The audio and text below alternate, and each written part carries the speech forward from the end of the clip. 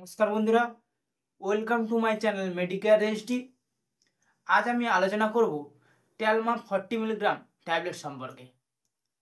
প্রথমে জানব এই ট্যাবলেটটিতে কি কি উপাদান রয়েছে, এই ট্যাবলেটটি কোন কোম্পানি তৈরি করে থাকে, এই ট্যাবলেটটি কোন কোন ক্ষেত্রে ব্যবহার করা হয়ে থাকে এবং এই ট্যাবলেটটি ব্যবহারের ক্ষেত্রে কি কি পার্শ্ব প্রতিক্রিয়া রয়েছে।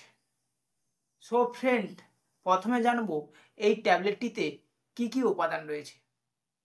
এই ট্যাবলেটটিতে যে উপাদানটি রয়েছে তা হলো টেলমিসার্টন 40 মিলিগ্রাম। এইবার আমরা জানবো এই ট্যাবলেটটি কোন কোম্পানি তৈরি করে থাকে। এই ট্যাবলেটটি গ্লেনমার্ক ফার্মাসিউটিক্যাল লিমিটেড কোম্পানি তৈরি করে থাকে।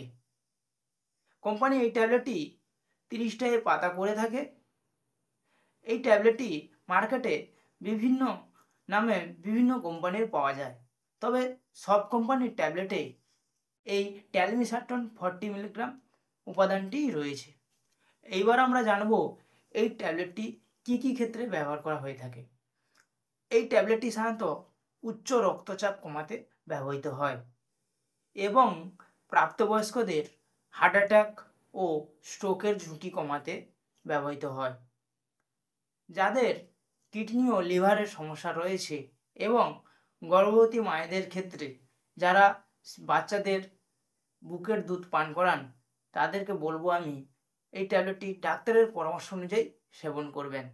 এবার আমরা জানব এই ওষুধটি খাওয়ার সঠিক নিয়ম। এটি একটি অ্যান্টি হাইপারটেনশন মেডিসিন। এটি দিনে একবার খাওয়ার পরে দেওয়া হয়ে থাকে, তবে ডাক্তারবাবুরা পেশেন্টের কন্ডিশন এবং বয়সের উপর নির্ভর করে এই মেডিসিনটি ব্যবহার করে থাকেন। এইবার আমরা জানব এই ওষুধটি সেবনে কি কি পার্শ্ব প্রতিক্রিয়া রয়েছে।